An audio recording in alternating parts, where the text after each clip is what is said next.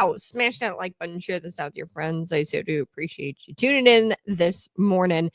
This is the Conservative Cat Show, where the claws sink into the truth. We are talking about Barron Trump today. He whispered something to Joe Biden on Inauguration Day, and we finally know what was said. He whispered something to Joe on Inauguration Day, and we finally know what Barron Trump whispered. So we're going to get to that. We're also going to get to Hakeem Jeffries. He turns into this sputtering mess, and he was grilled, and this was a random act of journalism by a journalist. He was grilled by a journalist over some Epstein texts between a Democrat lawmaker and Jeffrey Epstein during, in real time, a congressional hearing. So we're going to get to that. We're also going to get to the hemp ban, which was passed quietly. It was a provision, I believe, in the One Big Beautiful Bill. This really was a gift-wrapped power grab for big marijuana. Okay, I don't like hemp. I don't like marijuana. I think that this all could have been prevented had states not legalized marijuana themselves on a state-by-state basis or at a state level. And I think that it was a big mistake for us to legalize recreational marijuana. And Illinois is asleep. Their Governor J.B. Pritzker is out there saying that he wants to help the hemp industry and that this is about the children, yada, yada, yada. Look, this would have never happened had we not legalized marijuana in the first place. So we're going to talk about it, and I'm going to expose the hemp ban in the One Big Beautiful Bill. Okay, so this has been a mystery that has haunted Trump supporters for nearly 10 months since Donald Trump took office and began his second term as president. And we want to know, Trump supporters, really everybody, I think, not just Trump supporters, but it's haunted observers, people who saw this for quite some time. We want to know what Barron Trump whispered to President Joe Biden moments after the Inauguration Day swearing in. Okay, and I'll play the clip in case you forgot. But if you recall, Barron, that day, he stood alongside his mother, Melania, and his half-siblings, and they gathered around the podium in the Capitol Rotunda to watch their husband, her husband, Melania's husband, their father, to be officially sworn into office by Chief Justice John Roberts. This was Inauguration Day, and things got interesting after the completion of the oath because, and right before the inaugural address began, the crowd applauded and the family members hugged. And then Barron walked over to then former President Joe Biden. He walked over to him, delivered what appeared to be a short message to the now former president. And it looked like a brief interaction. Probably would have gone unnoticed had it not been for Biden's face and Biden's reaction to what Barron had said. Biden, he had like a smile on his face, and Barron leaned in, shook his hand, and whispered something. He said something, and Biden's smile on his face quickly was replaced by this like bemused look. It was like a depressing type look, like smiling, instantly sad. And it suggested that maybe the former president had heard something unpleasant. What did Barron say? Here's how it all went down. Let's take a look at the clip.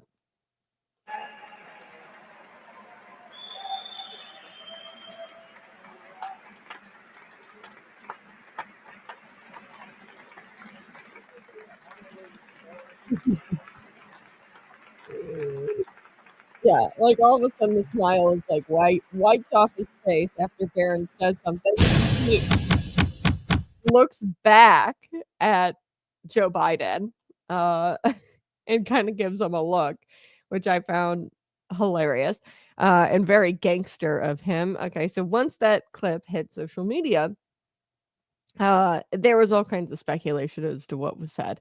And it was quite hilarious. Conservatives, the high of Trump's return, we're riding this high of Trump's return to the White House. We had a great time envisioning all of the various scenarios that could have happened here. We said that Trump's youngest child was a gangsta, and he had this gangsta aura about him. And, a thread on X at the time had asked for wrong answers only. And the thread really yielded fantastic results, amusing guesses. So in the thread at the time, wrong answers only. What did Barron say? You forgot to pardon yourself, Joe. Hello, my name is Barron Trump. You tried to kill my father. Keep your goons out of my closet, Joe. Money laundering ends now, Joe Biden. So there was actually a lip reader at the time, and I remember covering this because it was so hyped. We were all riding the high of Donald Trump returning to the White House, and the professional lip reader analyzed the viral clip circulating on TikTok. It was on Twitter, and said that Barron had exchanged some niceties. Okay, so the lip reader, his name was forensic lip reader Jeremy Freeman. He revealed that before the handshake, the charming first son and former president were exchanging niceties. Freeman, this lip reader, had said that Barron possibly said to Joe Biden, "Good day, sir," and then greeted Harris, "Ma'am, good day." And the online community, with this lip reader who had come out and said, "Oh, it was exchanging niceties." The online community, of course, wasn't surprised that the teenager was actually said something nice to Joe Biden. I don't know why Joe Biden's face went from a smile to like straight up depression. But the online community said, "Oh, Barron Trump would never say anything disrespectful. He wouldn't be rude. He's got too much class for that. This young man is epic. How nice of him." And next, breaking down what was said in the alleged whisper that created so much noise on the internet was the same lip reader who told a different outlet that he believed that Biden first told Barron, "It's good to see you, man." So this lip reader looked at their lips and tried to figure out what was being said. And then he had told that outlet that the youngest of the Trumps, Barron, had responded to the former president, "Good to see you, man." And then Barron says, "Exactly," which would have been epic. But this lip reader got it all wrong. And according to Barron's big brother, Eric Trump, because he was just with Megyn Kelly, he was live in an appearance in Florida last week, and I guess Eric Trump revealed what Barron had actually said. And apparently Barron had said something so polite during that interaction with Joe Biden. Eric, like so many of us, wanted to know what Barron actually said to Joe. And he said in the Megyn Kelly interview, Eric did. He goes, "One night I had a call with Barron and I go, 'Buddy, what did you actually say?' And it was something so polite, I almost can't get it right." And Eric was trying to recall exactly what he said, but it was something like, "Congratulations, best of luck to you," something like that. But it was very respectable. So there you have it. Mystery solved. I wanted to open the show with that today because Barron is such a polite young man. And, he took time to go greet Joe Biden in that moment. And I'm sure that moment was undoubtedly awkward for Joe Biden as he was making the swift transition to former president. And when asked by Megyn Kelly who the nicest Trump was, Eric responded, he says, "My father's pretty tough and Barron is young. He's not old enough to be a jerk and get away with it." So yeah, Barron, he's got big plans, I bet, ahead of him. I like Barron Trump. All right. So House Minority Leader Hakeem Jeffries. We're going to get to that today. Smash that like button, subscribe to the channel, and also, if you could, support the program by visiting patriotpumpenergy.com. You buy your bottle of premium pre-workout. This is our fruit punch flavor. Delicious. It's got 150 milligrams of caffeine, and you can use the promo code conservative cat at checkout. So So go get your bottle of Patriot Pump. As always, we do super chats. I'll take your chats here more towards the end of the show. I appreciate you listening every day, Monday through Friday, around 6 a.m. to 8 a.m. Let's get to Hakeem Jeffries. Okay. So he struggled to offer what I would call a coherent response to a reporter when this reporter questioned him why Democrats should be trusted on the Jeffrey Epstein story, when it looks like a member of his own party, well, it is, a member of his own party was exchanging text messages back and forth with Jeffrey Epstein after he was disgraced as a sexual predator. He was caught texting she was caught texting this disgraced sexual predator during a congressional hearing in 2019. Okay, and a reporter actually asked, and this was a random act of journalism, and I mean, the cojones on this reporter, 10 out of 10. I mean, great question. Brave.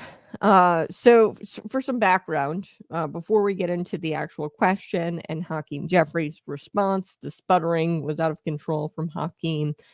I want to give you a bit of background on this. So the Washington Post, they dropped this bombshell that that Epstein appeared to have been communicating at the time in 2019 during a congressional hearing with Democrat Stacey Plaskett.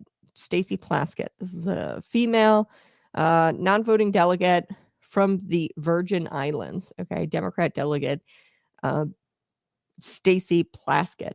Have you guys heard of this? So they were texting back and forth in real time, this hearing that happened in February of 2019.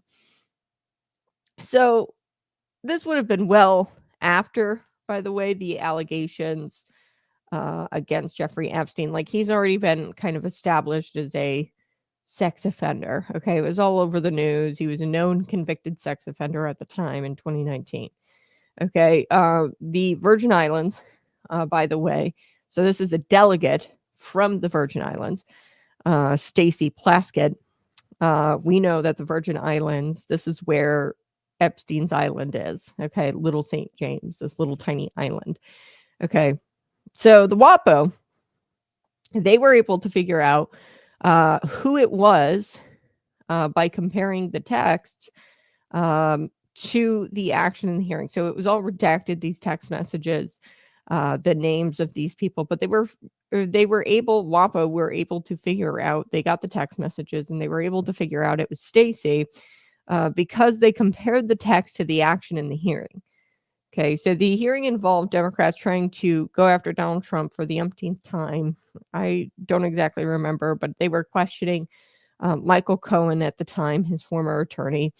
They were going after Donald Trump for like the umpteenth time, okay, during this congressional hearing. And Epstein appeared to be feeding Plaskett, Stacey Plaskett, feeding her information to influence her questioning during the congressional hearing.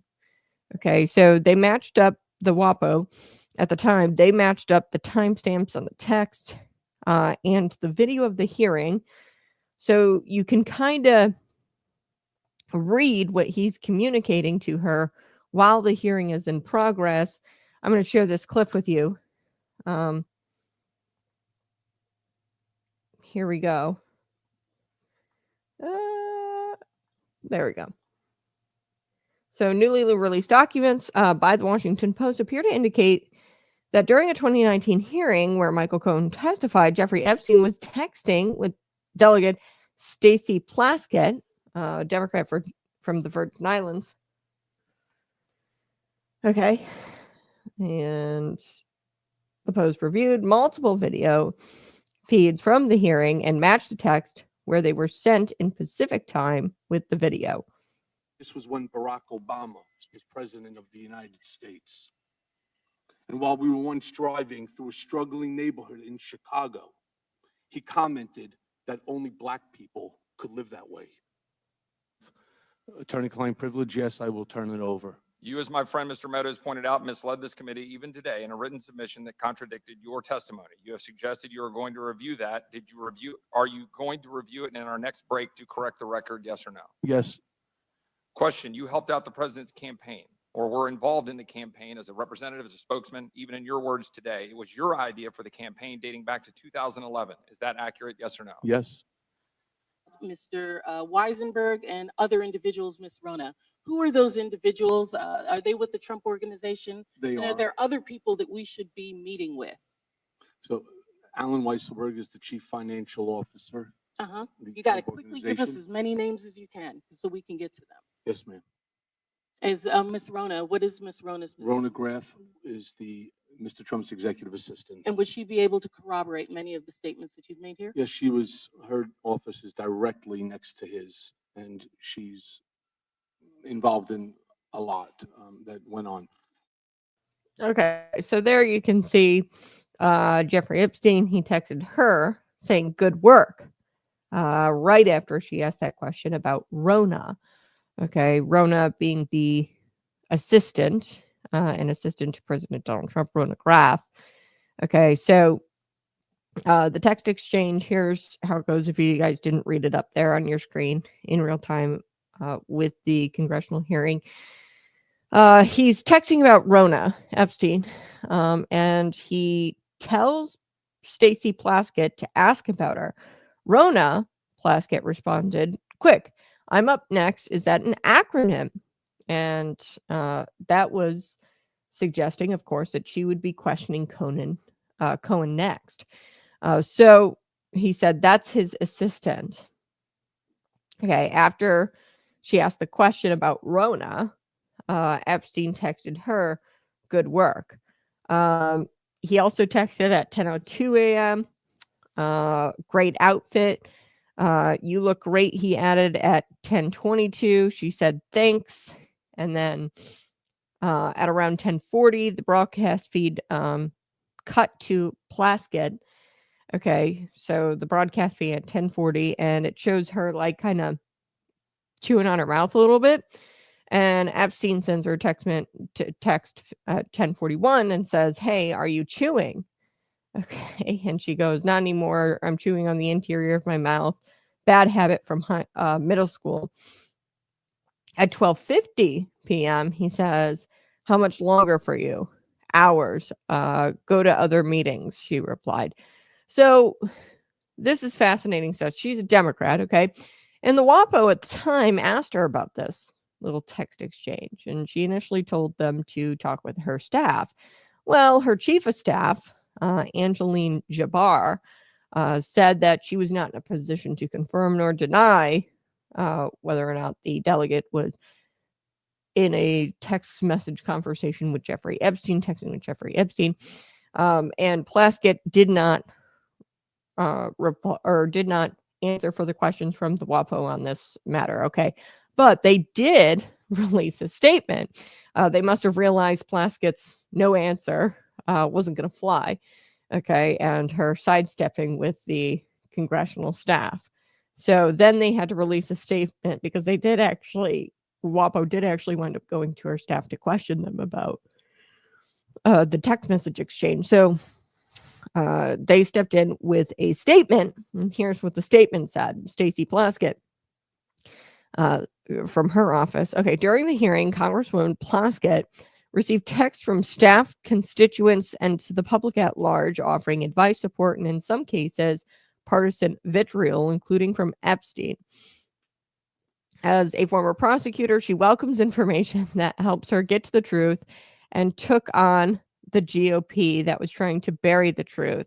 The Congresswoman has previously made clear her long record of combating sexual assault and human trafficking, her disgust over Epstein's deviant behavior, and her support for his victims. Okay, so yeah, he was well established, like sex offender or sex convicted sex predator. Okay, at this time of the text messages. Okay, if she was so disgusted over his deviant behavior, why the hell are you texting him? Number one. Number two, like she's quite literally in this statement, I think saying like, yeah, She, is taking text from staff and constituents and almost compared Jeffrey Epstein to a constituent, and was taking advice from a constituent. Like that's how I read this statement.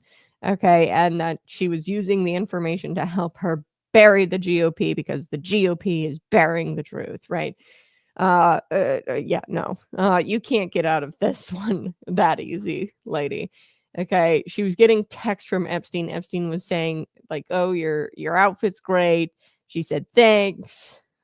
She even went as far as to talk about a childhood habit of hers.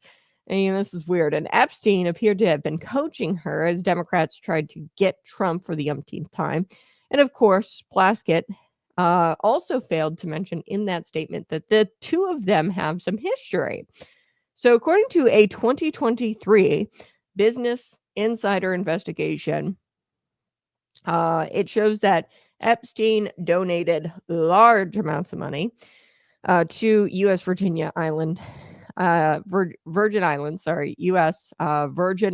politicians, okay, including Stacey Plaskett. So he donated all kinds of these large sums of money to politicians like Stacey Plaskett, who represented the Virgin Islands. And after Epstein's arrest in 2019, Plaskett's office initially said she was unlikely to return the campaign funds. Okay, so after his arrest in 2019, Plaskett was asked about the campaign funds, and she was not going to return the campaign donations from the disgraced financer, Jeffrey Epstein.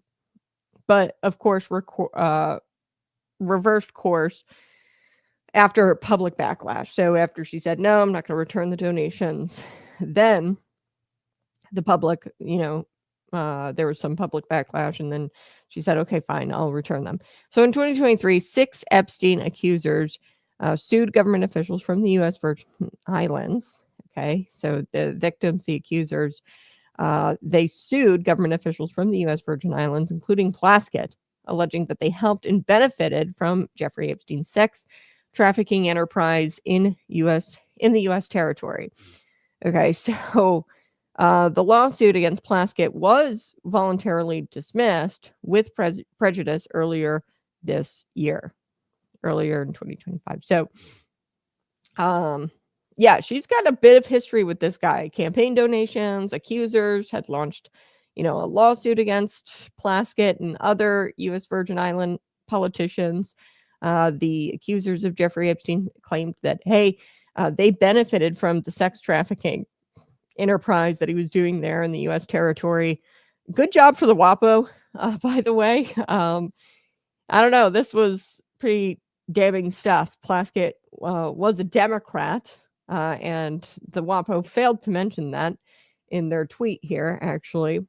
This one that I showed you earlier, when they shared this, they refuse to mention that Plaskett is a Democrat in this tweet, where they reveal the text messages in real time during this 2019 congressional hearing.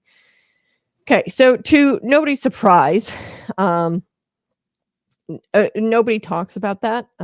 Nobody in the media, you'll hear about it here on Conservative Cat, because that's what we do here. Nobody talks about the Stacey Plaskett interactions with Epstein. In a sane world, if we lived in a sane world, this would be an absolute bombshell. Okay, she represented the area, Virgin Islands, where this Little St. James Island, the Jeffrey Epstein infamous island, is, where all the sex trafficking was going on, and she was getting money. Then she was sued by accusers of Jeffrey Epstein, by the victims of Jeffrey Epstein, saying that they aided and helped or benefited from collecting campaign donations from Jeffrey Epstein. So anyway, this would be like a total bombshell if we lived in the sane world, but no. You have to consider this is a delegate who received significant donations and then initially didn't even want to give them back from a guy who died in prison that same year. Okay. She said that she wasn't going to give them back. And then he died in prison that same year while awaiting trial for sex trafficking charges. Okay. So this is bombshell type stuff. surprisingly, there was a brave reporter who confronted Hakeem Jeffries about this 2019 incident and confronted him on this matter. So here's what the reporter said most recently. Said, why should Americans trust you and the House Democrats on Jeffrey Epstein files when one of your own, Congresswoman Plaskett, was found to be texting Jeffrey Epstein during a hearing, getting information from him, using that during her questioning, during the congressional hearing? At one point, he tells her, good job. So the reporter confronted Hakeem, and Hakeem pretty much gave a non-answer. I'll play it here. And really, this non-answer should be taught in Deflection 101 and poli-sci classes. Like, this is masterclass deflection. Take a look. Here we go. Thanks. Why should Americans trust you and House Democrats on the Jeffrey Epstein files when one of your own, Congresswoman Plaskett, was found to be texting with Jeffrey Epstein during a hearing, getting information from him, using that in her questioning during a congressional hearing? And at one point, he tells her, good job.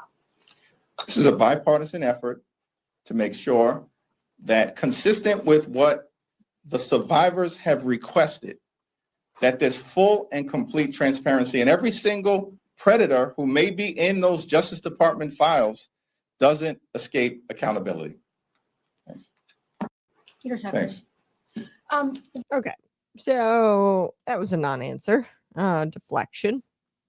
So he says this is a bipartisan effort to make sure that, consistent with what the survivors have requested, that there's full and complete transparency, and every single predator that may be in those Justice Department files doesn't escape accountability. That's what Hakeem Jeffries said in reply to the reporter's question. He did not mention Stacey Plaskett. He just really sputtered there, okay, as he tried to formulate a thought. And he completely disregarded the reporter's question, and he kind of smirked through his non-answer there. And can you believe that people compare this guy to Barack Obama, who certainly at some level is a great orator? Okay, I would say he has some level of oratory skills. Barack Obama. Speaking of Barack Obama, one has to wonder if Hakeem is suddenly a little less excited to talk about Jeffrey Epstein. And I think you're going to see more and more of this. The Democrats, more and more is coming out, and it's not good for them. I don't think that he wants to talk about Jeffrey Epstein anymore because there was a newly discovered email. A newly discovered email? What? Cat? Yes, it reveals that there was a Democrat funding group that was reaching out to Jeffrey Epstein about this Brooklyn Barack. And who's Brooklyn Barack? That is Hakeem Jeffries. And this Democrat funding group had reached out to Jeffrey Epstein back in 2013. Whew. So, I mean, the plot thickens. Okay, there's definitely a party of choice here. Jeffrey Epstein's party of choice was definitely the Democrat Party. Okay, he donated to Stacey Plaskett, texted back and forth with her, obviously had some sort of personal relationship with her. Not to mention, he was approached by Democrat funding groups to fund campaigns like Hakeem Jeffries. So there's nothing quite nothing quite as satisfying as watching these Democrats. Their efforts to try to hurt Trump, smear Trump over the Jeffrey Epstein thing. And it's been completely backfiring, spectacularly backfiring. It's been so satisfying to watch. It would be one thing if they were pushing for the release of the Jeffrey Epstein files because they actually cared about the victims and justice for the victims. But the fact that they sat on this under the Biden administration, under the Biden Justice Department, okay, it's not a great look for them. Okay, they sat on this, and the fact that they sat on this during Joe Biden's time, this proves that they don't care about the victims and that they are just pushing this for political reasons. And it proves that this is political. Like everything they do, it's always political, and there's always a game, much like the shutdown. Kind of interesting how as soon as the shutdown's over, or the shutdown was over as soon as the elections, the off-year elections in Virginia and New York City, California, Prop 50. As soon as those elections were over, then they reopened the government. But let's take a look at this. This is fascinating stuff here. I'm going to share this X post with you. Okay. Newly revealed email shows Democrat funding group Dynamic SRG. This is a funding group. They were contacting Jeffrey Epstein in 2013 to try to promote the freshman congressman Hakeem Jeffries, calling him Brooklyn's Barack. Okay, and they urged Epstein to support a major Democrat fundraising push. Brooklyn's Barack. Sheesh. You know how I've always called him Dollar Store Barack Obama? I thought that was bad. Or Timu Barack, Timu Obama. That's pretty harsh. Brooklyn's Barack. So this release was meant to hurt President Donald Trump. There was a release of a lot of files. I think it was like 20,000 documents or something like that. And it was meant to harm President Donald Trump. But all it's really done is proven how much Epstein actually hated President Donald Trump. For example, he was actually trying to, go after President Donald Trump for the umpteenth time through Stacey Plaskett in those text messages. He was trying to get Trump through Stacey Plaskett, the delegate from Virgin Islands. And that's evident by the text messages, okay? So all this release has really done is proved that Epstein hated Donald Trump. He blamed him for squealing to law enforcement. So Donald Trump did do that. He squealed about the sex ring to law enforcement. And all it really shows is that he liked Democrats. The funding group for Hakeem Jeffries. He was helping a Democrat to try to hurt President Donald Trump during questioning during a congressional hearing in 2019. So we even see here that Democrats had asked Jeffrey Epstein to chip in, raise money for Hakeem Jeffries, aka Brooklyn's Obama. Okay, so this couldn't have backfired more if they tried. The more that is released, the more documents that are released, it's just clear that Jeffrey Epstein had a party of choice, and that was the Democrat Party. So you say Brooklyn's Barack. Okay, I say Dollar Store Obama, tomato. Okay, the group requested that Epstein, who had already been convicted in 2008 by a Florida state court for procuring a child for prostitution, soliciting a prostitute at the time, so he was already like a convicted predator. Okay, he was prostituting children, was convicted of that by a Florida state court in 2008 at the time of this email. But they contacted him via email and they said, hey, we'd like to discuss it over email or over phone, how you could help Hakeem Jeffries, whom they referred to as, quote, an impressive guy who will be a progressive voice in New York politics for years to come. Jeffries probably, I'm going to go out on a limb here, and I'm going to say he probably really does not want to talk about Stacey Plaskett, that scandal, and he probably doesn't want to talk about the email that was just recently released that shows that Jeffrey Epstein was donating and, approached by Democrats to donate to his campaign. Okay. He's not as enamored with the Epstein files after all of these backfires, really. Numerous backfires is the best way I could describe this. The Democrats are becoming less enamored with the Epstein files because their attempts to tie Jeffrey Epstein to President Donald Trump, they're not working. Okay, they can't tie him to Jeffrey Epstein. In fact, they're just proving that Jeffrey Epstein hated President Donald Trump and he liked Democrats. Like, that's what we're running into at this point with more and more documents coming out. So they tried hiding the name, by the way. This also was something. This is a very heavy Jeffrey Epstein show. Subscribe to the channel. We did our homework on this. There's been some things happening, and I wanted to kind of get it all out there. The Democrats, tried to hide the name of a victim in a redacted email.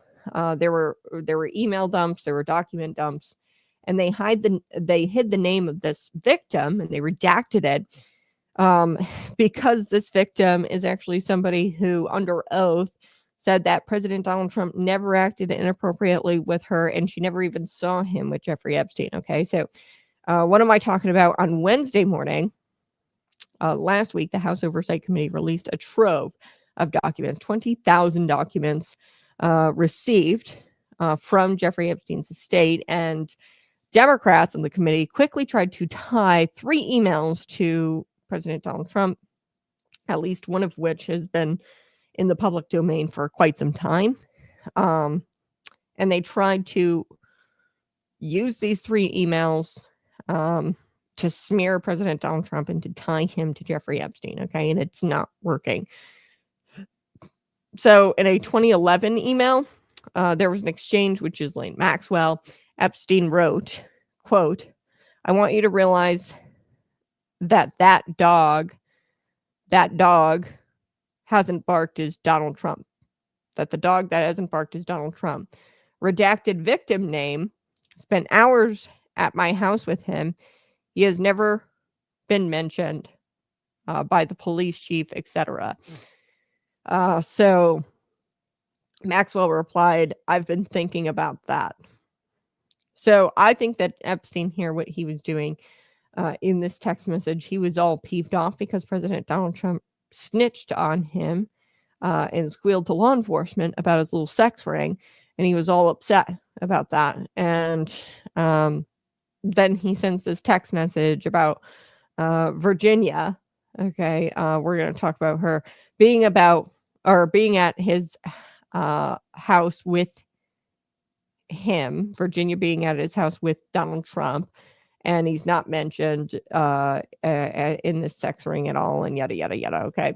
So, and then Maxwell replies, "I've been thinking about that." So Democrats redacted the name of this victim, and they, in this House Oversight Committee, in these $20,000 or 20,000 document dump, they redacted that email. And this email has been out for a long time. Okay. This 2011 email.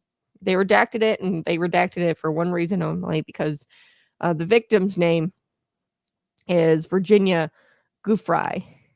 And Virginia actually stated in a deposition under oath that President Donald Trump never so much as flirted with her. And she actually met Donald Trump at Mar-a-Lago through her father. And despite Epstein claiming that Trump and he were good friends, that she had never seen the two of them together in the same room.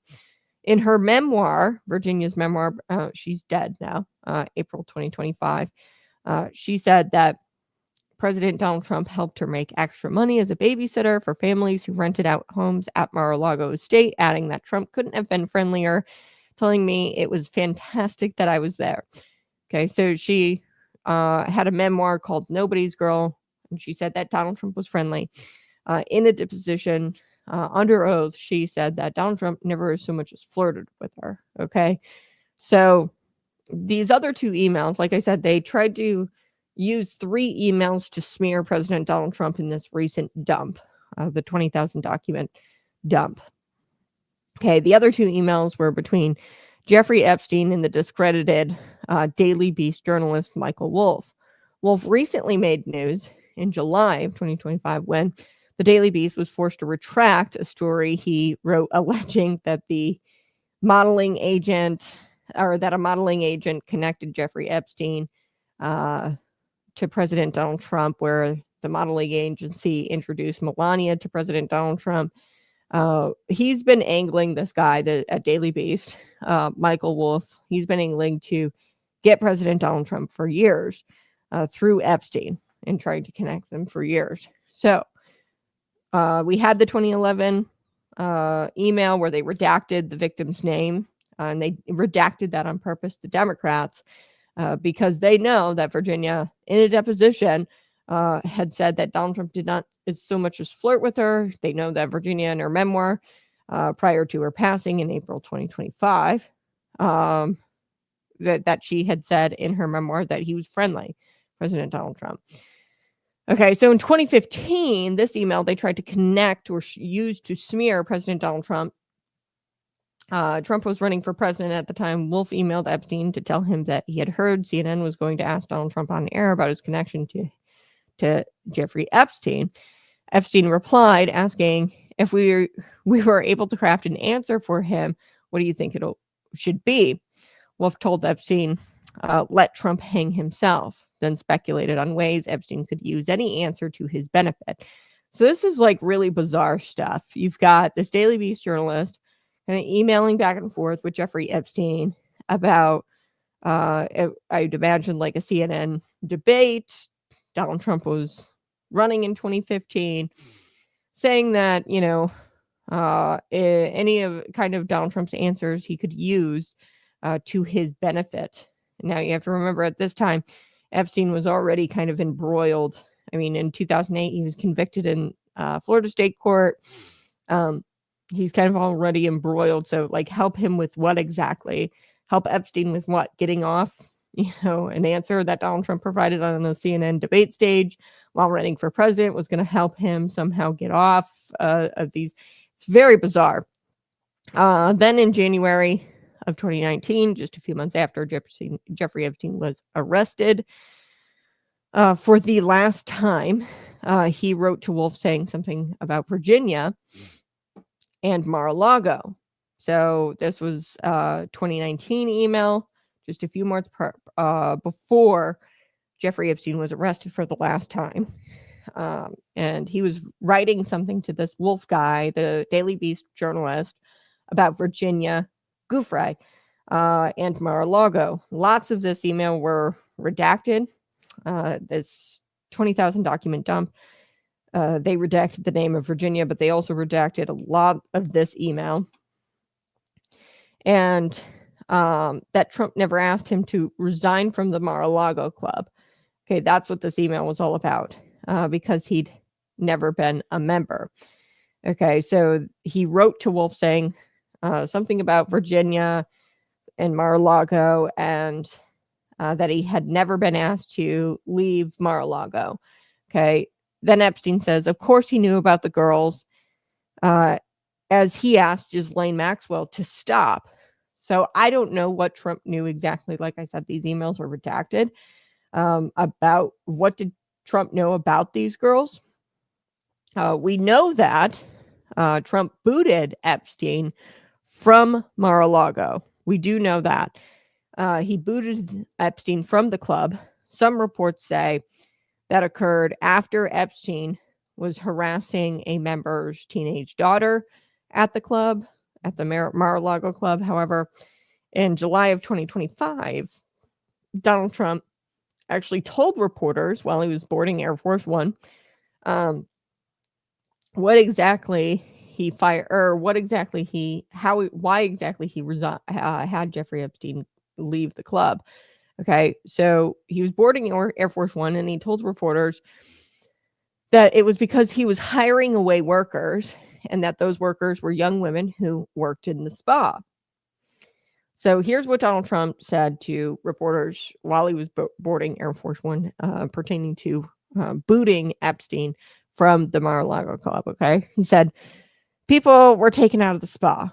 So Donald Trump said, hired by him, in other words, gone. Okay, and other people would come and complain, this guy's taking people from the spa. I didn't know that.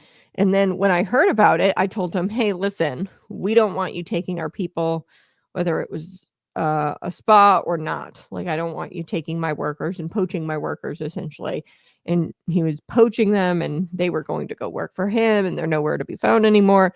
And he goes, I don't want you taking my people. And he was fine. Jeffrey Epstein was fine with that. Then not too long after that, he did it again. And that is when I said, you are out of here. Okay, that is what President Donald Trump said to reporters while boarding Air Force One. So that's why he was booted from Mar-a-Lago. Jeffrey Epstein tried to say, like, he knew about the girls because he asked Ghislaine to stop. I was never a member of the Mar-a-Lago club. So therefore, I never was asked to leave. yada yada, in this email exchange with this Wolf guy from the Daily Beast. Okay, so when Epstein said that Trump asked Ghislaine to stop, it's unclear what Trump asked her to stop doing. Whether it was telling her to stop taking his workers. Ghislaine and Jeffrey, they were, kind of partners in crime, or to stop doing whatever it was she was doing with those girls. I don't know. It's not clear in the email. But there's nothing wrong with either of those. Stop taking my girls and hiring them for whatever it is that you want to do. Or, if it was the other thing where, hey, stop sex trafficking these girls, neither of those are wrong. That's actually a good thing. And Donald Trump is the hero in this story. So like I said, it's backfiring on the Democrats, this 20,000 document dump. Then they tried to take these few emails and use them to smear Donald Trump. And, either of those scenarios, telling her to stop taking the workers, telling her to stop doing what she was doing with the girls, nothing's wrong with either of those. Good. Okay. So, if he did know Epstein was more than a garden variety, dirty, older man, okay, and told them to stop, that's a great thing.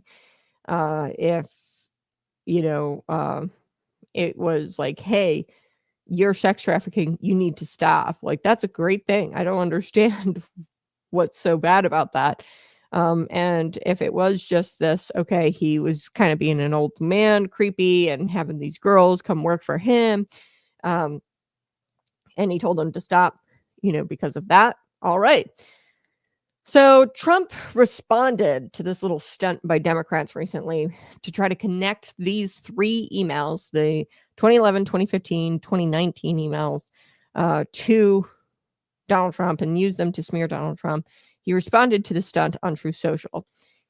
So he said, the Democrats are trying to bring up the Jeffrey Epstein hoax again because they'll do anything to deflect on how badly they've done on the shutdown and on so many other subjects.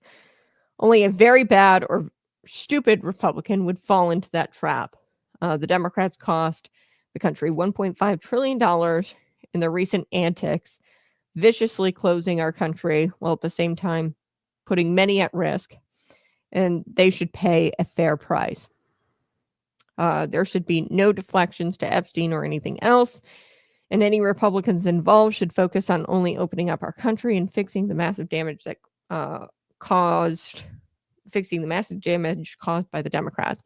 Then he followed up with, in other words, Democrats are using the Jeffrey Epstein hoax to try to deflect from their massive failures, in particular, their most recent one, the shutdown.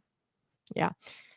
So I think that they are reviving this because they're trying to, pacify their base, their extreme radical base, the left, because they're upset with the Democrats for caving to the shutdown and caving to this deal. So the radical left wants, Donald Trump. Okay. And the way they're going to get Donald Trump is by connecting him to Jeffrey Epstein in some obscure way. And this is the Democrats' move here to try to pacify their base, to try to chill their base down or calm their base down. Look, these people are performing like trained SEALs, the Democrats. They are performing for their base.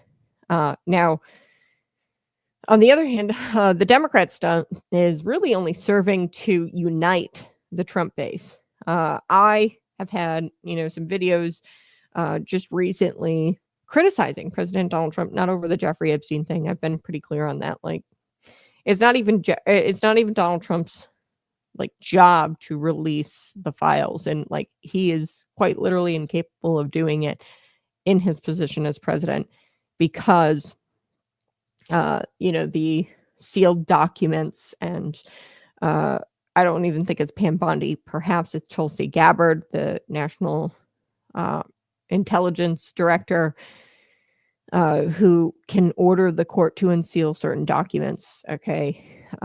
These intelligence agencies, I think Trump is very Like, yes, the intelligence agencies work under President Donald Trump and at his behest and at his order, but it gets tricky when you have sealed court documents because there's a little something called the separation of powers, right? So on the right, we're kind of unifying because we're seeing that the Democrats' attempts here to smear President Donald Trump or connect him with Jeffrey Epstein are just backfiring, and we're being united as base. A lot of us were unhappy with President Donald Trump in recent weeks because of his interview with Laura Ingraham, where he said that there wasn't enough American talent. Okay, there's been a few things, the 50-year mortgages, the $2,000 checks from the tariff revenue, which I'm not even really all that opposed to, but people were upset about that. So we haven't been happy with him. This backfiring of the Jeffrey Epstein emails and documents, like that is unifying us as a base again. So it's really not working out for the Democrats here. All right. They also attempted, the Democrats, they attempted to claim that President Donald Trump spent a Thanksgiving with Jeffrey Epstein, and that post had to be deleted. The Democrats had to delete their post on the matter because that was easily disproven. So Stacey Plaskett, that Democrat delegate from the Virgin Islands, she got exposed. Hakeem Jeffries, Hakeem the Dream, is now showing up in correspondence between Jeffrey Epstein and Democrat funding groups. And now you have this House Oversight Committee. They released this damning thread. I'm not going to go through all of it. I'll just kind of show you it, a little bit of it. But they released this damning thread on X, and I encourage you to go read it. It's just going to take too much time here, and I've got other things I got to cover today. So this thread shows you, though, how badly the Democrats' efforts to take down Donald Trump through the Epstein thing have blown up. This has blown up in their faces. Okay. So this is the thread. They cherry picked these 3 emails out of the 23,000 pages, the 20,000 documents that were released. They made their own redactions. They hid exonerating facts. They blacked out Virginia Giuffre's name. Okay. And they did that because she has publicly said that Donald Trump never did anything to her. And Donald Trump didn't do anything wrong. Even in her memoir, she said that he was friendly. Okay. And then there's more in this thread that you can take a list or take a look at. But this is a really cool. I mean, Democrats caught red-handed spreading a hoax about President Donald Trump and Jeffrey Epstein. They misled the public. They lied about witness testimony, doctored documents, and now they're scrambling to cover it up. Okay, so that's the thread. And now you've got President Donald Trump, who's more supportive than I've ever seen him before, supportive of House Republicans voting in favor of releasing the Jeffrey Epstein documents. Jeffries and his party, I think Hakeem Jeffries and his party genuinely thought that they had something here on Donald Trump. Now they will have to answer questions at some point about manufacturing a false narrative, because this is not good. I mean, this is clearly not about the victims anymore. It's purely political. And they're going to have to answer for this false narrative that they've doctored up. And it's going to get worse for them. It's not going to get worse for the president. All right. Now, I have to take a quick break, but smash that like button, share this out with your friends. I'll be right back. Subscribe to the channel. Nice to see you, Ryan. Nice to see you, Danny. Lisa, good morning. Conservative Cat. I know you guys are in the chat. I'll take your chats on the other side. When we come back, ladies and gentlemen, we are going to expose the truth behind Washington's, the federal government, through this provision in the BBB. They are cracking down on hemp. I want to expose this. I'll be right back. You're listening to Conservative Cat.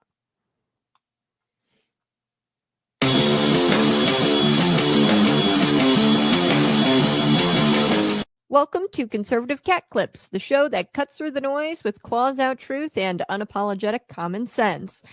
I'm your host, Kat. No fluff, just facts. Today, we're tackling the topic mainstream media would rather tiptoe around, and that's abortion. Its history, its turning point, and what's happening now and where it's headed. Let's start with the past. In 1973, the Supreme Court handed down Roe v. Wade, and just like that, abortion became legal nationwide. It wasn't voted on, it wasn't in the Constitution. It was judicial activism, plain and simple. And over the next 49 years, over 60 million unborn lives were lost under this illusion that it was just healthcare, or that this is just healthcare. Fast forward to the game changer, June 24th, 2022. Dobbs versus Jackson's Women's Health Organization. The court finally corrected course, overturned Roe, and returned the power back to the states. Cue the media meltdown. But guess what? That's what democracy looks like. Local, real control. Right now, it's a state-by-state battle. Red states are passing laws to protect unborn life, some with heartbeat bills, others with total bans. Blue states, on the other hand, are sprinting forward, abortion on demand, some even pushing abortion access up until birth. That's not progressive, that's extreme. And here's where it gets even messier. Abortion pills. The latest front in this fight. The FDA greenlit mail-order abortion pills with almost no oversight. Think about that. A teenager can get these powerful drugs sent to her door without even seeing a doctor. Safe? Hardly. But the Biden administration, they were all in, treating abortion like it's the crown jewel of their social agenda. What's next? The future of abortion is being written right now. The state legislatures, in the courts, and in the culture, and at the ballot box. Conservatives are stepping up, passing strong protections, supporting crisis pregnancy centers, promoting adoption reform, and standing firm with both the mother and the child. Here's the bottom line. The fight isn't over. It's just begun, and we're no longer playing defense, though. We're shaping the culture. One law, one vote, and one voice at a time. This has been Conservative Cat Clips, where the truth cuts deep and the values stand tall, and we don't apologize for standing up for life. Hey, go ahead and smash that like button, share this out with your friends. Today, ladies and gentlemen, we're going to expose the truth behind Washington's sudden crackdown on hemp. Really, the truth is big marijuana just wiped out its competition here using Congress as an enforcer. Okay, so Illinois, like every other blue state, what we did, we opened the door to legalize drugs. Okay, and now the government is choosing winners and losers in the drug market, and the winner being the billionaire marijuana cartels that have bankrolled these politicians. Okay, the loser is this messy, unpredictable, unregulated hemp world. Okay. So we should have never legalized the drugs. Why? Because this is happening now. The government is picking winners and losers in the drug market. And the winner is, of course, going to be the billionaire marijuana cartel. And they are bankrolling these politicians. So make no mistake, this is not about children's safety. This little provision. This is not about health. This is not about public order. Okay, this is about money, power, and control. So we're gonna rip off the veil here on the Conservative Cat Show. As always, support the program. Send us super chats, appreciated. We'll take your chats here in a couple of minutes. But also support us by using Patriot Pump Energy. It's a pre-workout, premium pre-workout. It's a fruit punch flavor. We've got that flavor right now. 150 milligrams of caffeine, 2,500 milligrams of creatine. It's good stuff. It keeps you fueled all day long, focused all day long. So go check it out. Check out the ingredients. Now, let's get to Congress and this little provision tucked inside this government funding bill. Okay. They outlawed the nearly all hemp derived products. Okay. Now, that's Delta 8, Delta 10, THCA, THCP, I don't know, THC, the alphabet letters, soup of gas station highs. Okay. The alphabet soup of gas station highs. I mean, THC this, Delta 8, blah, blah, blah. Okay. Did hemp need regulation? Yes. It was probably pretty sloppy. I don't know about you, but I go into gas stations all the time. They've got the hemp products, and the hemp industry was full of, loopholes. They definitely probably needed some regulation. But what Congress has passed here in this provision is not regulation. It is strategic extermination. Okay. And it didn't close a loophole. What they did, they just destroyed the entire hemp industry. Why? Because hemp is cutting into the profits of the highly taxed, highly regulated marijuana shops. This is a gift to blue states. Okay, this federal regulation, this was tucked in. This is a gift to blue states.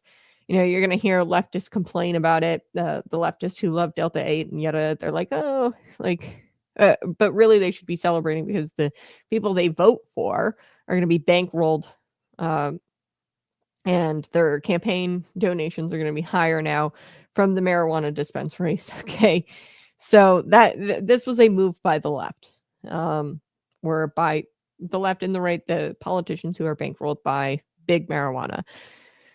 Okay, so marijuana dispensaries, they have had to pay licensing fees.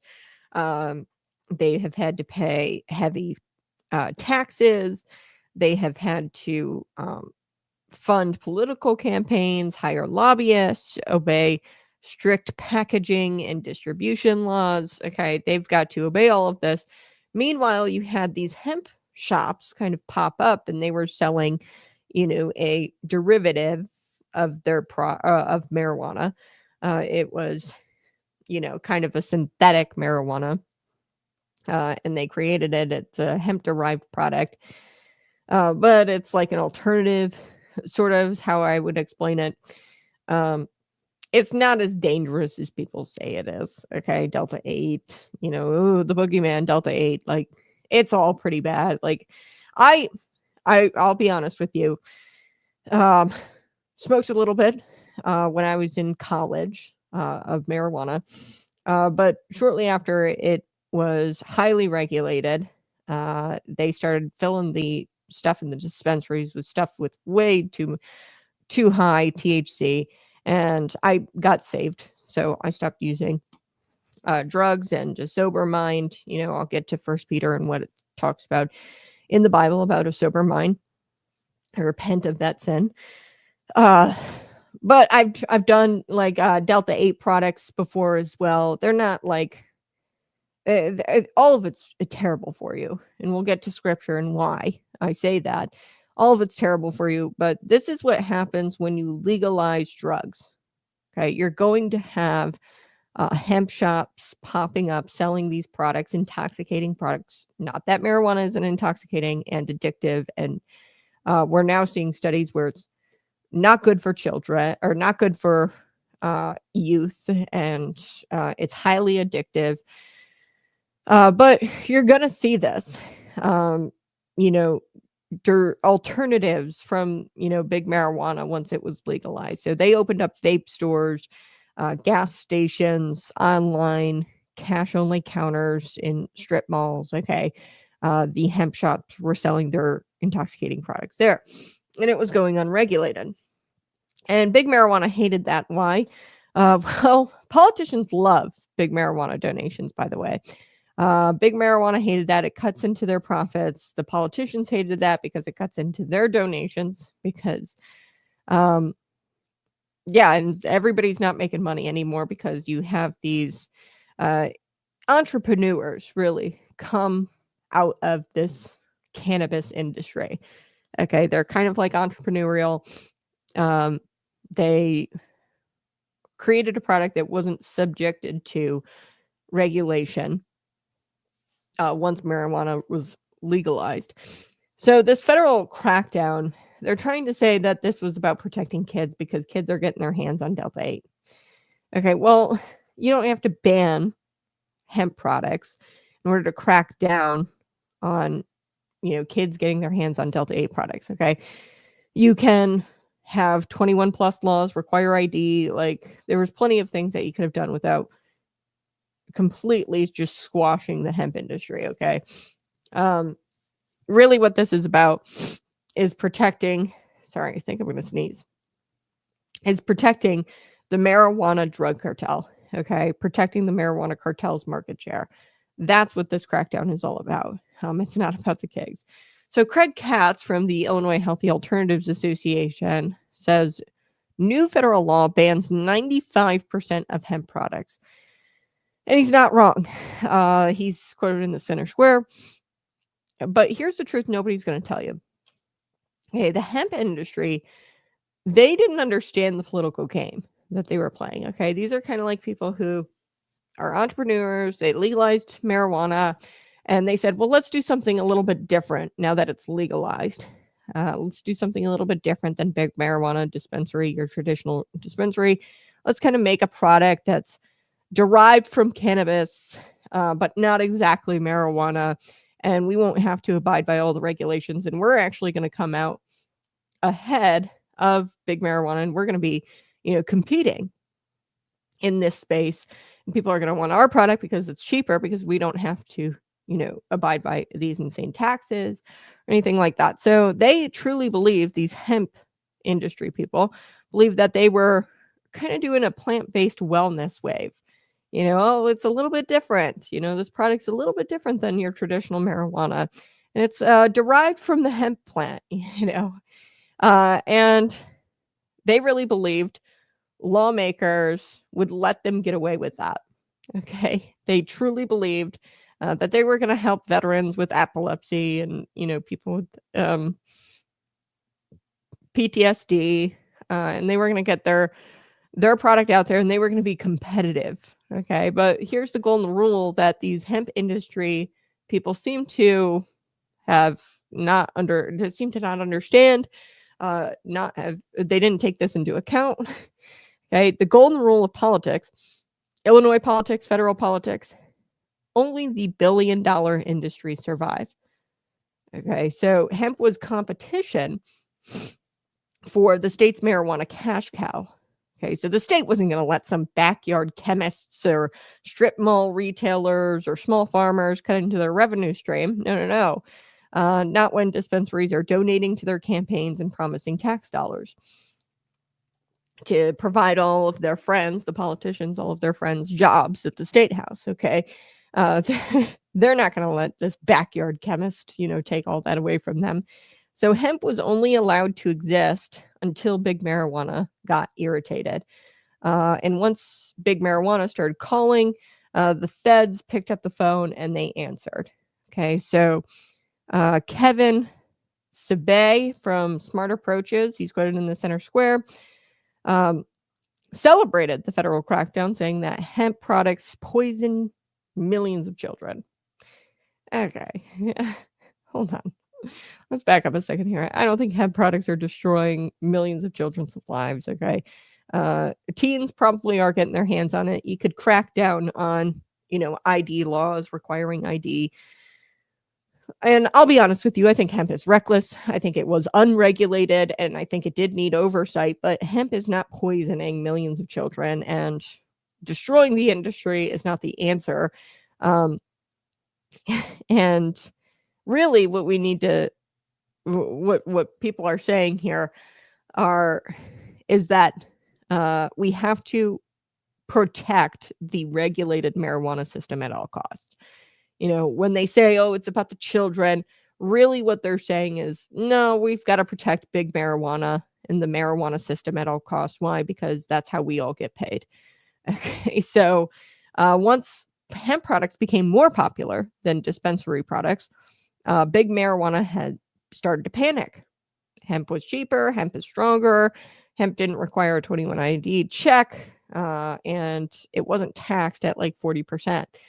Okay, big marijuana was not going to let this stand. Absolutely not. So they weaponized, these child safety narratives, the public health language, the fear-mongering headlines, lobbyists, whispering into congressional ears, governors complaining about regulation gaps. And before you know it, the Fed swooped in with this little tiny provision in this funding bill And it's not because the kids were in danger. It's because marijuana profits were in danger. Big marijuana profits were in danger. And therefore, they were in danger, the politicians, which is why they ultimately did this. So let's talk about Governor J.B. Pritzker. He now claims that quote, "We want whatever is allowed in Illinois to be safe for children." Okay, this is the same governor, by the way, who legalized marijuana in the first place, mega pot factories, dispensaries on every corner, has celebrated record cannabis revenues publicly. Okay, he doesn't give a damn about the children. He doesn't give a damn about people's health. Okay, he has pushed THC advertising into mainstream culture, failed to regulate hemp from day one, which is what they should have done when they decided to legalize recreational marijuana here in the state of Illinois. Now, like, this is all their fault, Illinois and blue states. This is what happens when you legalize something. You're going to wind up having people who skirt the line of the legal limits and try to get their products,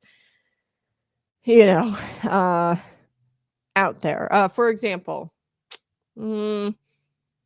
I'm trying to think of a good example. I'm trying to think like alcohol, that at times there were like proof percentages, and you had people, trying to make the alcohol content as high as possible.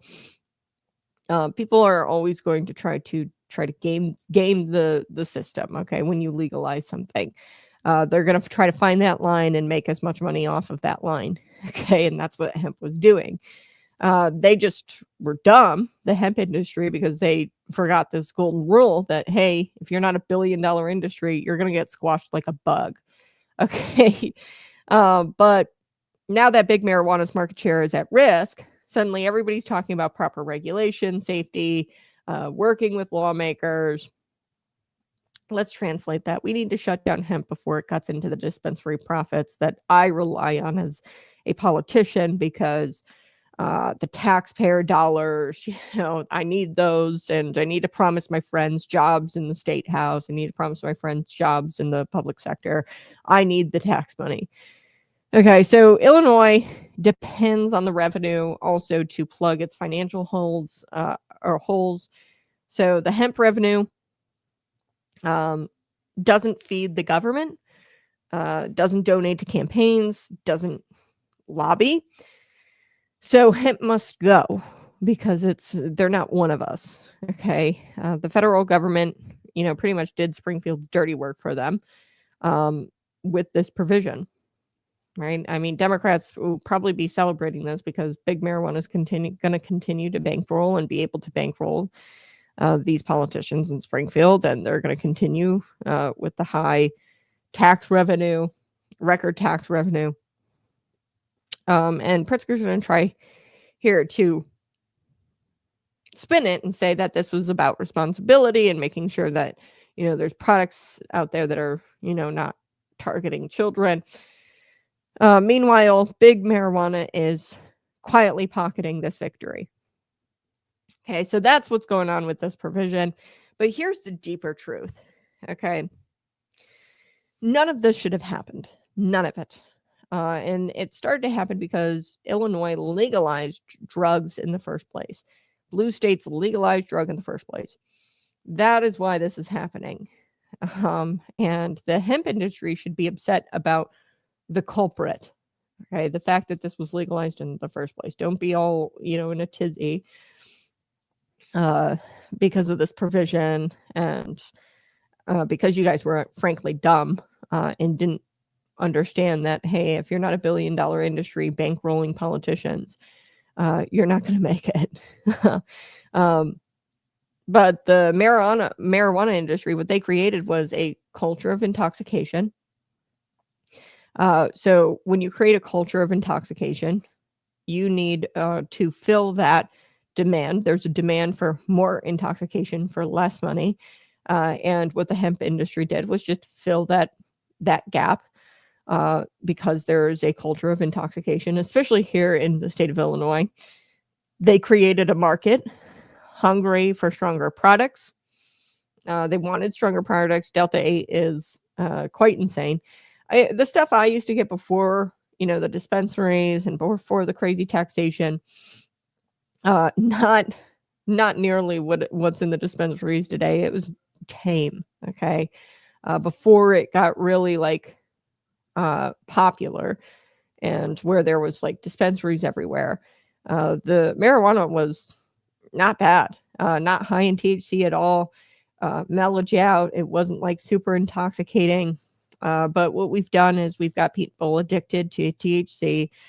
We've got people intoxicated and, not sober, and they want stronger products. So when people say, oh, marijuana is not a gateway drug, it most definitely is a gateway drug, 100%. That's why I stopped, because I was like, well, I got saved, number one, and started to read a little bit out of Peter, and we'll get to scripture here in just a second. But I stopped because the stuff that they were selling was like insane, and it was stronger and stronger. And I started noticing like, okay, these people want me high out of my mind, where I can't function. So there were gaps in regulation. This is what happened when we legalized marijuana, because they didn't address everything when they legalized it. They didn't address, hey, what are we going to do when another industry pops up and they, come up with ways to synthetically produce marijuana, which isn't as good, or like might have various health effects. I don't know. They didn't address any of that. They just said, well, let's pass it because we need it and people want it. They legalized addiction. Okay, so that is what the marijuana industry created, and legalizing marijuana has done to the state. So hemp filled a lot of these gaps, and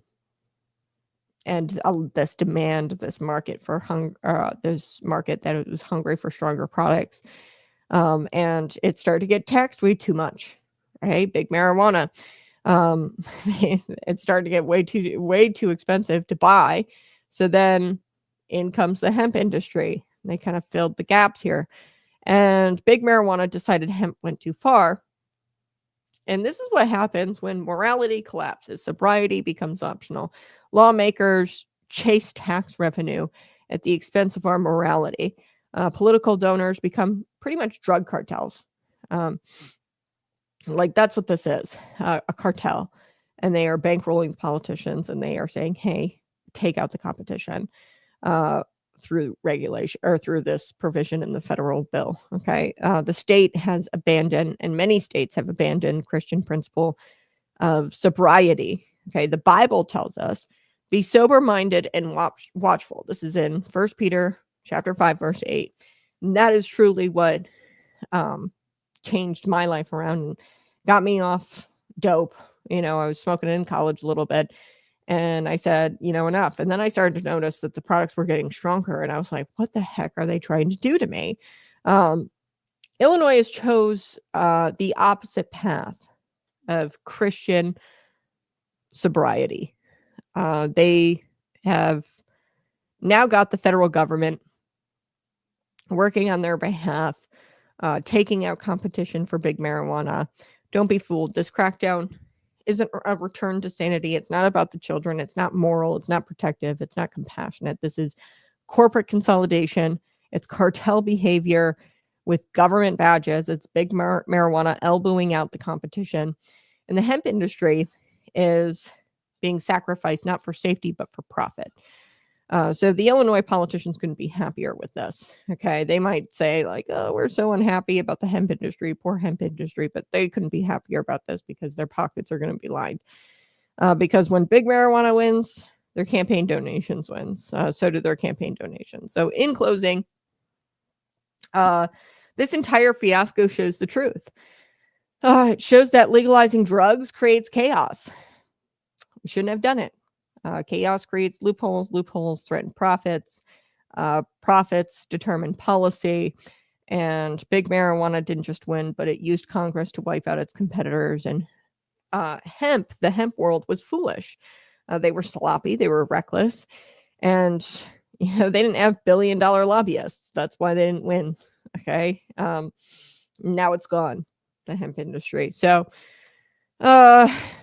Washington doesn't care about children. They don't care about public safety, because if they did, they wouldn't have legalized these drugs in the first place. Now, Illinois legalized these drugs, and I think it's still illegal at a federal level.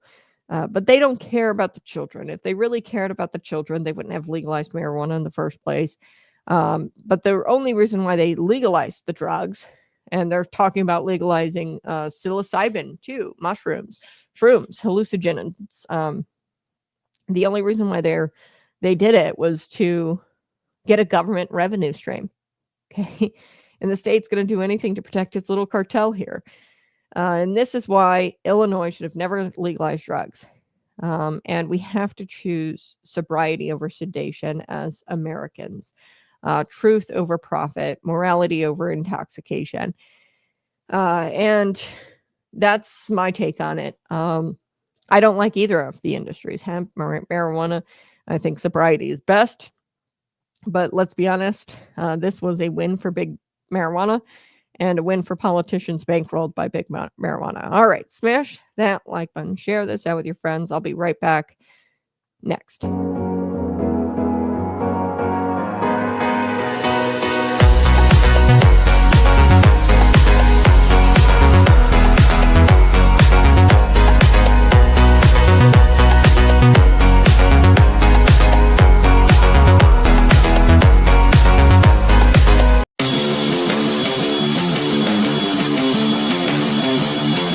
Welcome back to Conservative Cat Clips, where the claws come out and we sink them into the truth. The litter gets cleaned and the rats are exposed. I'm your host, Cat. Today we're looking at Michael Madigan and how his crooked political machine never really died. It just changed suits and it just kept cashing the checks. You remember Michael Madigan, right? He's served as Illinois House Speaker for 36 years, master of backroom deals. He was the saint of pay to play. Folks, he's under federal investigation, federal indictment, and was convicted. Racketeering, bribery, corruption. The machine he built, though, is still humming along. So let's break it down. His legacy was not just about power, it was a blueprint. We kind of saw it in central Illinois, McLean County. Allegedly, they were using taxpayer resources to campaign for a referendum to eliminate the county auditor. And I'm not calling out just Cassie Taylor and Elizabeth Johnson. This kind of stuff happens all the time in Chicago.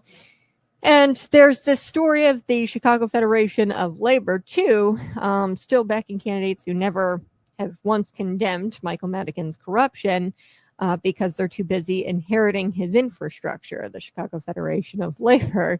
Many Dems in Springfield still operate under the old rules. You play nice with the insiders, you get the funding. So the Chicago Teachers Union, in exchange for favorable legislation, they back the politicians who are favorable to them while legislating. I mean, that's just the way it is. It's just got different look to it. The nonprofit organizations, ICER, the Immigration Project, they get checks. I mean, within a 7-month period, there was ICER who got like $63 million or something from the comptroller's office in vendor payments from the state, which is an insane amount of money. But they like hide behind these hashtags and halos now. And this whole idea of using public employees for campaign work, lining your own pockets, and punishing anyone who talks, yeah, that is classic machine politics, and it was all inspired by Michael Madigan. So the Chicago Federation of Labor, they're backing candidates who never once condemned Michael Madigan's corruption because they're too busy inheriting his infrastructure. The Springfield politicians, the Springfield Democrats, they still operate under these rules.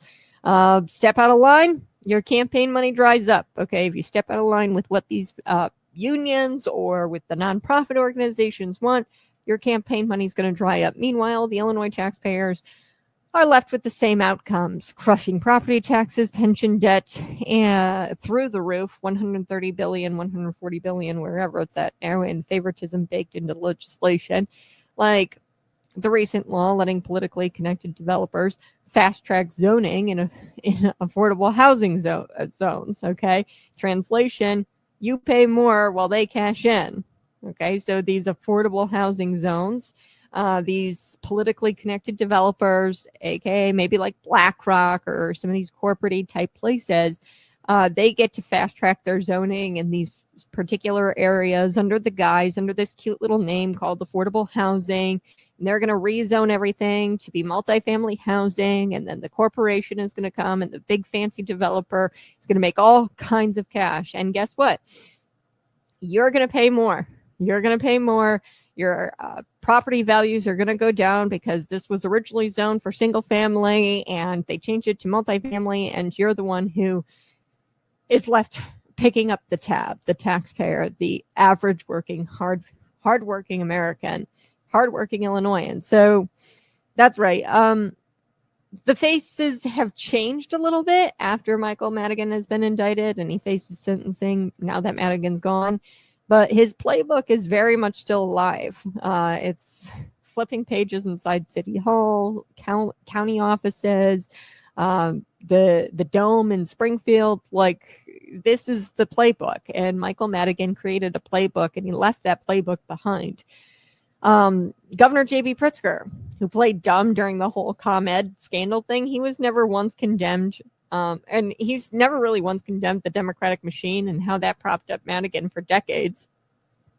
My Governor J.B. Pritzker hasn't made any kind of meaningful ethics reform. So he's still doing this, under his watch. ICER got $63 million. It's a nonprofit organization from the government directly. This is what we know through vendor payments. And that's your taxpayer dollars going to a group who is providing legal aid for illegal immigrants. But they're doing it with your taxpayer dollars. And then in turn, ICER goes out there and starts endorsing Democrat candidates who would create the legislation that gives them the grants in the first place. So this is conservative cats. And I'm reminding you that you don't drain the swamp by removing one alligator. You torch the whole nest. Okay. And here in Illinois, we need a torch and we need it to stay lit. Okay. And we have to break the cycle of machine politics. You keep getting taxed. You keep getting lied to. You keep getting sold out. One crooked public servant at a time. Until next time, stay loud, stay sharp, and stay clawed in. This has been Conservative Cat Clips. Smash that like button and subscribe to the channel. Be a subscriber. We have a very special announcement at the first of the year. We're going to have some new things coming to the Conservative Cat Show, and it's not made possible unless you subscribe. So go ahead, subscribe to the channel. Ryan, he says, you can't smoke hemp. It only has 3% THC. They use hemp for literally everything. That's why it's outlawed. Yeah. And the hemp industry hasn't really caught on. Not that I hate the hemp industry. I'm against all intoxication. Okay. If you are intoxicating yourself, what was it in First Peter? It talks about sobriety, a sober mind, staying sharp. That's what First Peter is all about. And First Peter chapter 5, verse 8, go check that out. I'm totally against, intoxication of all kind, but you're so right. The stuff that they're selling in the dispensaries right now, the THC is insane.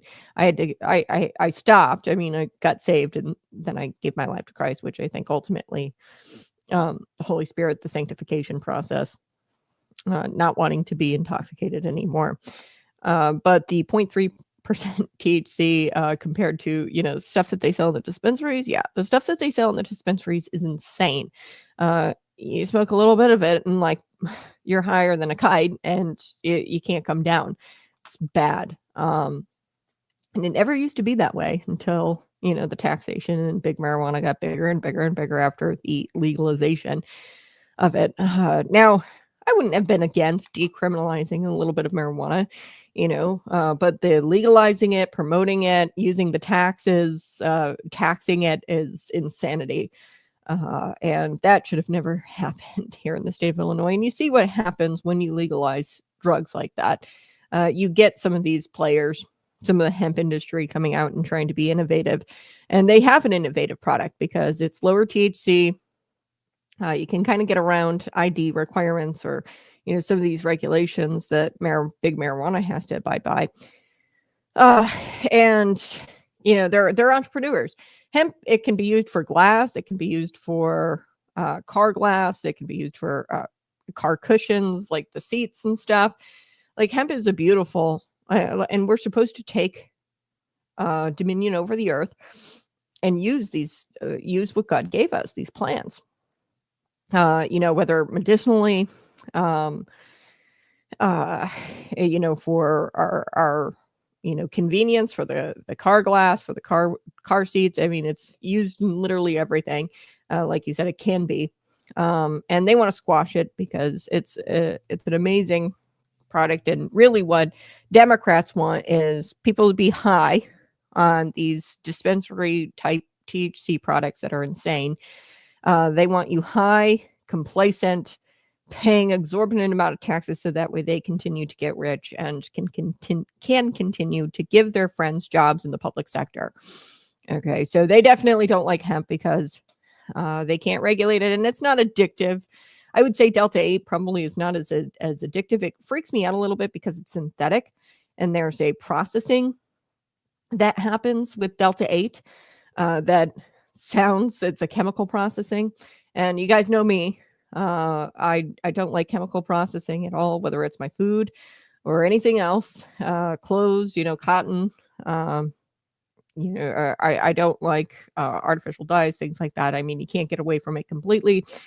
So I'm skeptical on how healthy hemp, like Delta 8 is. Okay.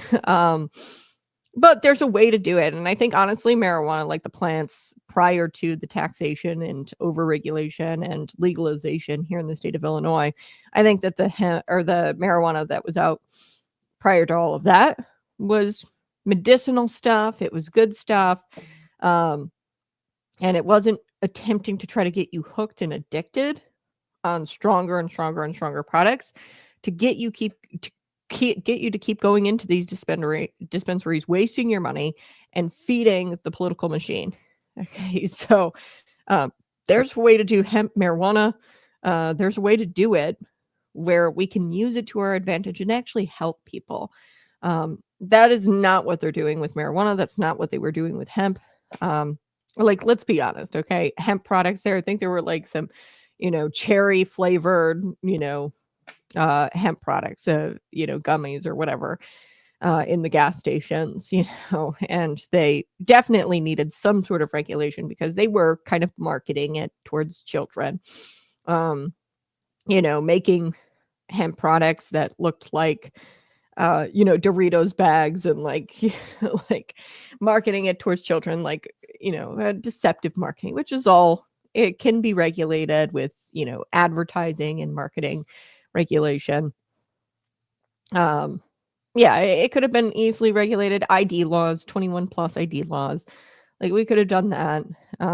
We didn't have to wipe out the entire industry, but they had to because it was eating into the profits of big marijuana. And that was cutting into the pockets of politicians. So Ryan, appreciate it. Now it's like 92% in dabs. Yeah. And 23% in normal flower. Yeah, that's insanity. I don't know what it was before. I'm not like a THC connoisseur. I mean, I smoked a little bit in college, and then stopped. Part of the reason I think I stopped was truly because the stuff that was in the dispensaries was just unbearably. It was just too much, and they're trying to get you addicted. You see, to the THC component of marijuana, of cannabis. And they want you addicted so that way you keep going back. Same thing with the gaming machines.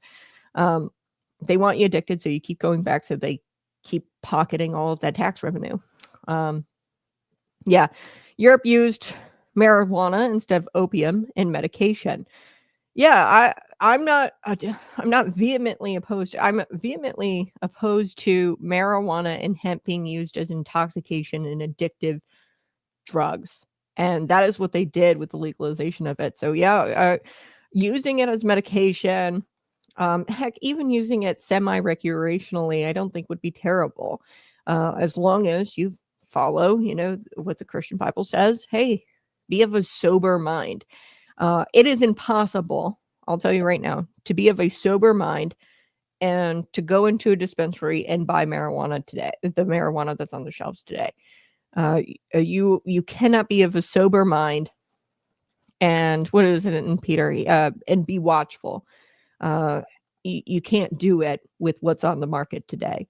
You just can't. And I think that a lot of people were fleeing to Delta 8. I think I had tried Delta 8 like once, and it was a little bit better because was telling a friend at the time in college, I was like, I can't really smoke the stuff that's in the dispensaries. It's too much for me. And it's getting to be addictive, and I don't want to be addicted to it. And they said, well, try Delta 8. And I think that it didn't get me high. I don't like that effect. I just like relaxing, a glass of wine, right? And being of a sober mind, but like relaxing a little bit and using the products and the grapes, the plants that God gives us here, and take dominion over the earth and use them to our benefit medicinally. I think that a glass of wine or like a little bit of cannabis with some THC is better than, all of the Xanax and Lexapro or whatever they're prescribing people nowadays. I think that stuff's a little bit better for you. I'd imagine it's a little more natural, at least it seems.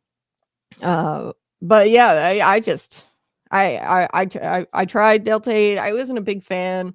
And then I looked into the chemical processing of it, and I was like, I'm not a big fan of that.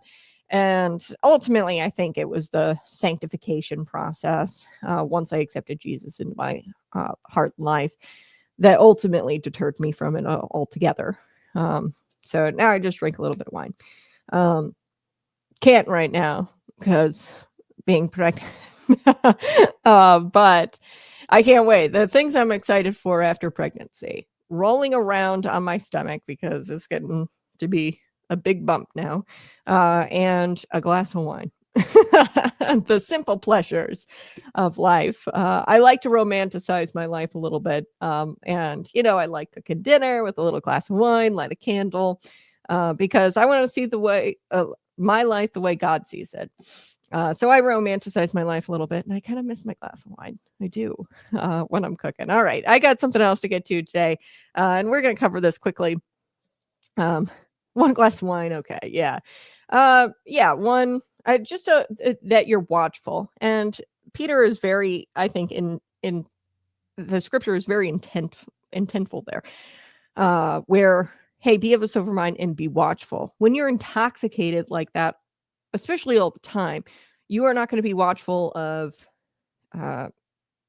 things your government's doing, things that aren't of God, and you're going to be complacent, and you're going to slip into this complacency, and you're not going to romanticize your life and love your life the way God meant for you to love your life, and to appreciate the small things in life.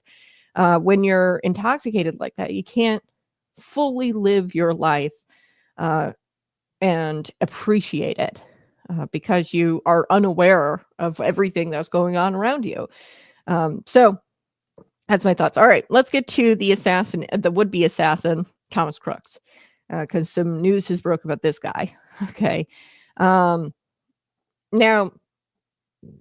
to go back, the attempted assassination of then presidential candidate Donald Trump in Butler, Pennsylvania, that was like a year and a half ago almost. The attempted assassin, one Thomas Crooks, was killed at the scene. Okay, but not before he fired several rounds. I still can't believe that this happened. I like play it over in my mind, and I just like get nauseous and scared. They killed the firefighter, Corey Compatour. They wounded a couple of other attendees, or Thomas Crooks, David Dutch, and James Copenhaver. They also fired he fired a round that would have killed President Donald Trump had it not been for this turn of his head, the slight turn of his head in that final moment before the bullet had just clipped his ear. Okay, literally within an inch of killing him. Literally. I mean, that was a very powerful political image.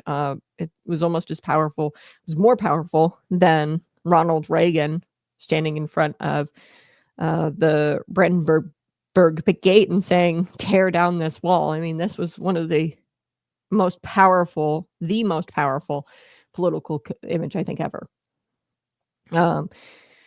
So a lot of dark things happened on that day, but a lot of dark things led up to that day. Okay, there's a lot of things that we are finding out about Thomas Crooks now, and it's just honestly leading to more questions than answers. But I want to inform you on everything that we know about the would-be assassin, Thomas Crooks.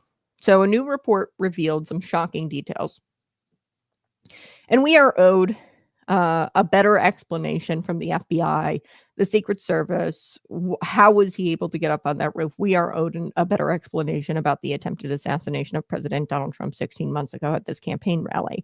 The president himself remains unsatisfied about the circumstances leading up to the 20-year-old Thomas Crooks climbing up that rooftop with an AR-15 rifle, firing 8 times at President Donald Trump. Like 8 times. That's insane. How did they not get him? Like, those lives should have been saved at that rally. He should have never been up on the roof. What the hell is going on? Why do we pay taxes to, the FBI, Secret Service, for them to, protect our former presidents if they can't do their damn jobs? But anyway, they narrowly missed President Donald Trump's head. He remains unsatisfied. We're unsatisfied. We deserve a better explanation about that day. But now we've got a new report, and it shows some online interactions from Crooks between the ages. So he was 20 at the time of almost being the assassin of President Donald Trump. So we've got some online interactions between his age of 15 to 17. And it kind of gives us a better understanding of his evolution into an assassin. If we look at his online interactions, a lot of his online interactions were taken down shortly after the assassination attempt. But that's been dug up, and they're in this new report. And really, I think it invites more questions about what or who reversed his ideology. So here's what the source says in this report. Okay, that was released. This new report about his online interactions. The danger Crooks posed was visible for years in public spaces online. The source says his radicalization, violent rhetoric, and obsession with political violence were all documented under his real name. The threat wasn't hidden. Okay, so the official narrative is that he claimed that he acted alone and that there was no clear motive. Okay, that is the official narrative up to this point that we've been sold. Hold on, I'm going to take a sip of coffee. So good.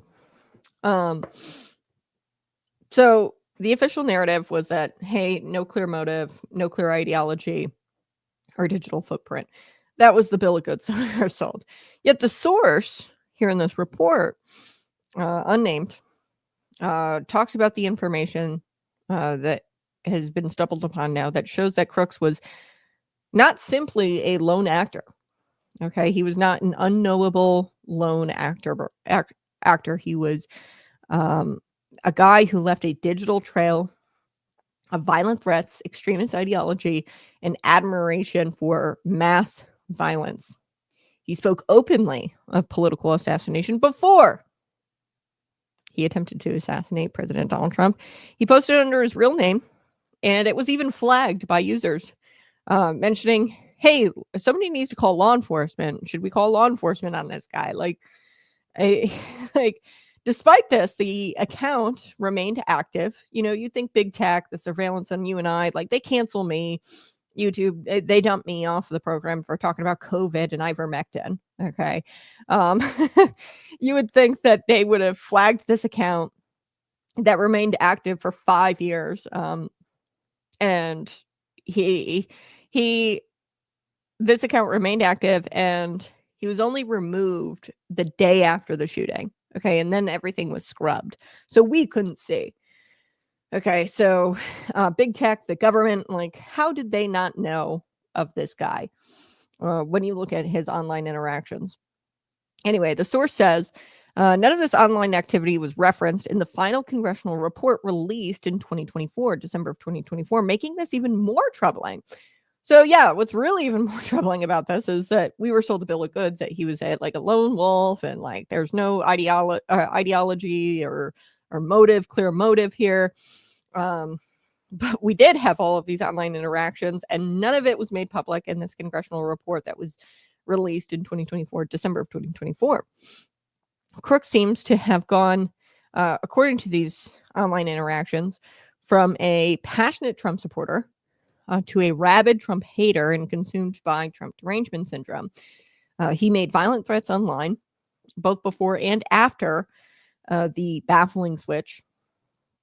So, for example, his pro to anti-Trump his trajectory from pro to anti-Trump is very evident, and I'll give you some of his online interactions. Now, in 2019, he said that Trump is the literal definition of patriotism. Okay, he said this at 1:17 a.m. on July 20th, 2019. He also he made some political online threats, violent threats online, before and after the switch from when he was a passionate Trump supporter to a Trump derangement, rabid hater of Trump. Okay. So he, in like 2019, said things like about the squad, the representatives in the squad, the Democrat congressional representatives, the squad, AOC, Rashida Tlaib, their ilk.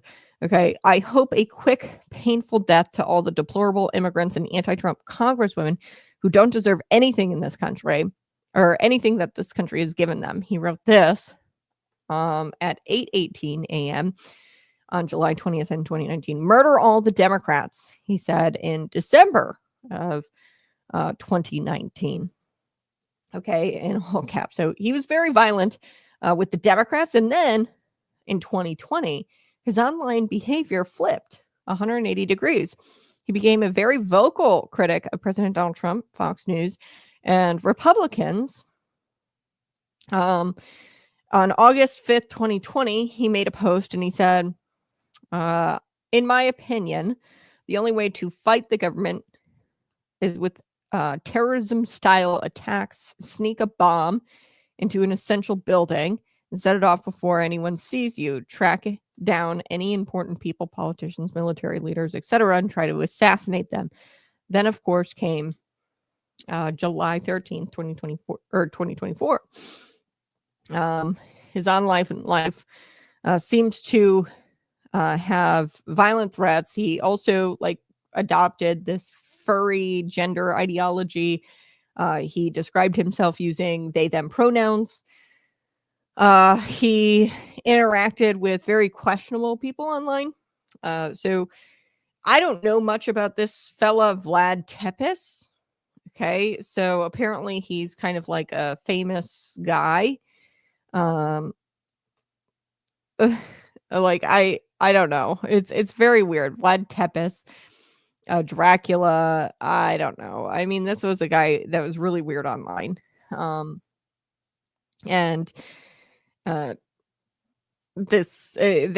was Willie Tepes, and he took this name from the Vlad Tepes, and that is who he was interacting with online. Willie Tepes. Now Tepes apparently was a member of the Norwegian Nazi group, which is fascinating. Crooks is known to have host online accounts under a range of identities. But a lot of the stuff that I was talking about before, killing the Democrats, assassinating, being critical of Fox News, all of that kind of happened under his real name. He had a digital footprint under his real name, but he also had other identities. So really, his digital footprint was hidden from Congress. Okay. And I think Congress was misled by this omission. They left entire sections of his online interactions from January to August 2020 out, and they did not provide that to Congress back during the December 2024 congressional report. They left all of that out when he did his ideological backflip and turned from rabidly pro-Trump to rabidly anti-Trump. So yeah, this punk left a trail of online activity, weird fetishes, furry fetishes, interactions with people who encouraged violence, interactions with people who were part of Norwegian Nazi groups, and all of these interactions should have been included, all of them, from the time he was anti-Trump to the time he was, or from the time he was pro-Trump to the time he was anti-Trump. All of them should have been included in this report, which was released in December of 2024, but they weren't. And I think that misleads Congress. I think it misleads the American people. The American people deserve the full story. Now, these revelations about Thomas Crook and his online interactions that I have given you this morning might lead you to more questions. But at the end of the day, this was an attempt on a former president, then presidential candidate. And regardless of party affiliation, regardless of the candidate, regardless of any of that, I think that this was an unthinkable action. He took the life of Corey Comptoir and injured 2 others that day. Regardless of any of the politics of this guy was a nutcase who left a digital trail a mile long and a mile wide. And he was known to be affiliated with online radicals. He made threats, violent threats routinely. And yet he was still able to plan an assassination attempt that came within an inch of succeeding, quite literally, not being not exaggerating or hyperbolic there. And we need to know everything. We need to know everything about this guy. And this can't be allowed to happen again, where details of his online interactions are purposefully omitted, not given to Congress. Okay, back to Butler, PA. Then presidential candidate Donald Trump returned to Butler for another rally on October 4th, 2024. And, in his very Trumpian style, he opened up the remarks with, as I was saying. Okay. So, yeah, that... we need to know what's going on, and this can't be allowed to happen again, where this guy, his digital footprint was omitted purposefully. I think it's got to be done purposefully, because it's a mile long, mile wide digital trail, and I don't know how I get kicked off social media for saying things like ivermectin works for me. Okay, but somehow this guy was able to make violent threats against not only the president, Donald Trump, but also against members of Congress like Rashida Tlaib and AOC. How was this guy able to plan an assassination attempt? And we need to know more from Secret Service, FBI. I don't think we'll ever know. But subscribe to the channel. Share this out with your friends. The more information I get on Thomas Crooks, the more I'll share with you. But you need to know that his digital footprint was hidden from Congress, hidden from this report that was done in December of 2024. You need to know that. You guys have a great day. Bye-bye. Be blessed. I'll talk to you again soon.